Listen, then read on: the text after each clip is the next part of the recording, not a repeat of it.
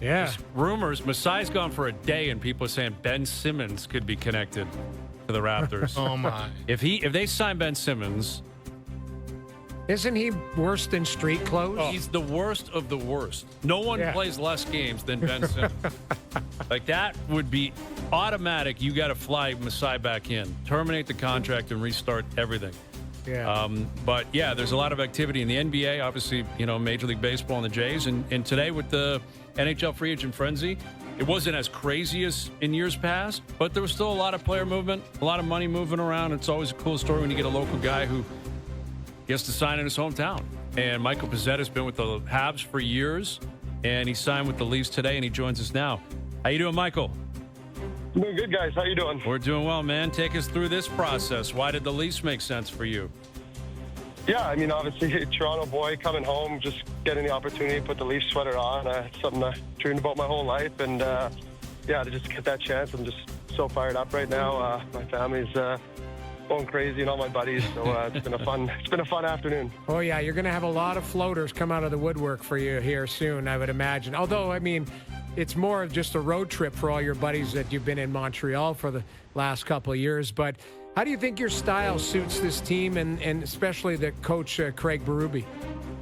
Yeah, I think, especially with how the playoffs went this year, I think teams are trying to get stronger and harder to play against. And I think I fit that bill exactly. And I know from what I hear with Berube, he loves guys that play hard. And I just want to kind of bring my game to the table and do everything I can, So, Michael, I saw in your social medias you were posting some childhood photos of you in Leaf sweaters.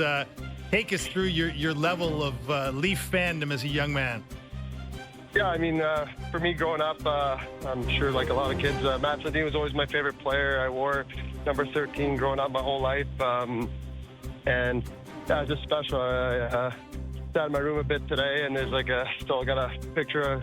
I'm staying at my parents' house back in Toronto. I got a picture of my wall of Matt Sundin. I'm sitting there, and I'm just thinking, how cool is it that I get the opportunity to work hard and be able to put this jersey on? It's just such a special feeling, and I'm so happy and blessed to be able to give in this opportunity. We're chatting with Michael Pizzetta, who signed with the Leafs today. Toronto guy. He's been in Montreal. You've been with the Habs organization throughout your career, so it's going to be an adjustment. You got drafted back in 2016. You've been playing for Laval. You've been with the Habs the last few years on a permanent basis. That's pretty significant, too. A Toronto kid, growing up a Leaf fan, going to Montreal, and now you're coming back. How do you look back on your time as a Canadian? I love my time there. The organization's first class, and the boys were always great, and definitely shared a lot of good memories there. Pretty much grew up there in pro hockey, and got nothing but good things to say about them. And definitely be weird come home opener time and start of the season playing against all those guys and having to try to run them all through the glass. But it'll be fun, and there's no hard feelings. So you come from an organization, made the playoffs, but you've seen the last couple of years the progression of a young team getting to that next level. Now you're coming to an organization where there's high expectations, and that team has been at that level for a long time. And you look at the star power with the Toronto Maple Leafs. Do you feel the expectation that that comes with signing with this organization? Yeah, definitely. And I think anytime you play for a big market, Toronto, Montreal, there's expectations that come with that, and the sort of responsibility that when you put that sweater on and you go on the ice, you have a responsibility to play as hard as you can and give everything you got. And it's about winning at the end of the day and bringing a cup back to your city. And I think that's something I'm ready for and just excited for. You've had a few tilts with Ryan Reeves over your tenure in the league. What's it like when you walk into a dressing room and you become a teammate of a guy who you've traded fists with many a time?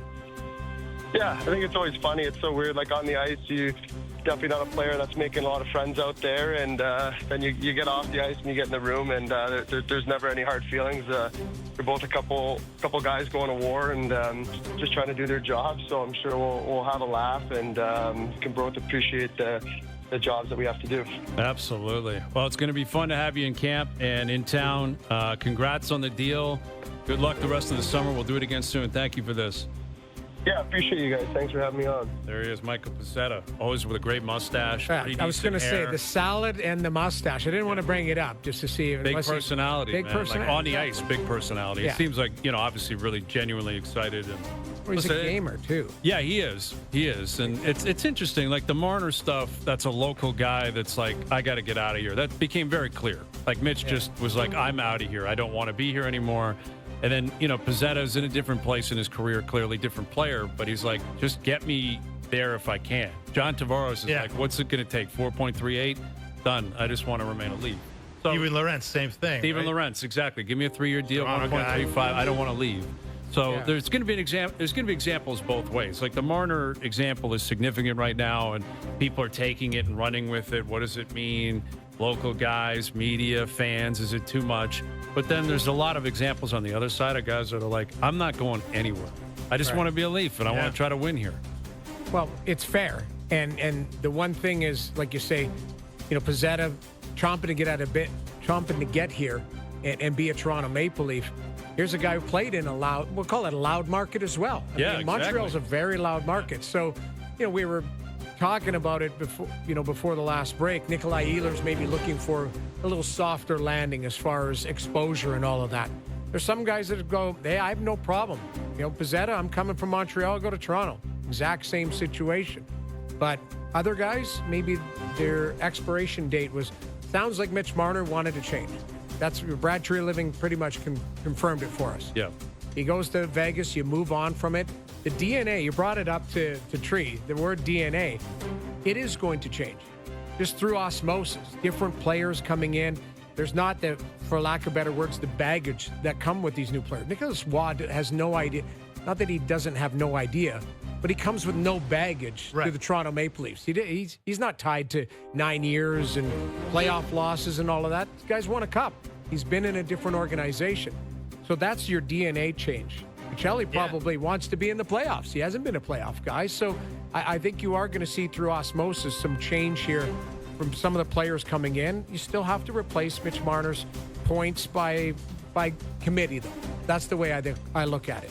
Yeah, and that's going to depend on who you can get in that top 6 role, but it's not going to be easy to do, right? Like, it's not like you can just say, here's 100 points, plop it back in.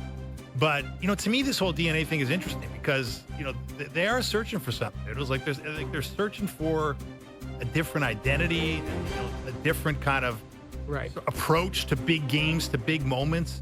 And I guess there is something too. Like Nick Waugh was talking today to reporters about how, hey, I love the big moments. I've been on a cup team. Now, he's never been the guy on a cup team, but he's performed in, high pressure games and ended up, hoisting the trophy. So the more guys you have like that, I think the better, obviously. And that's not a bad place to start. I'm not sure. I'm not convinced that you can really change the DNA if the majority of the core is still here. Well, that's and the top player. Yes, and that's what Tree Living kind of, I wouldn't say, he didn't roll back his comment, but he's kind of adjusted the definition of the comment a little bit, where he did say it's internal. Like our players need to learn to, and that's where I think it's frustrating to hear that if you're a Maple Leaf fan.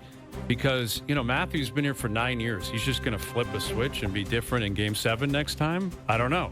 Can John do that? He'll be 35 years old. Is Tavares going to do that? Is Nylander going to do that? Morgan Riley?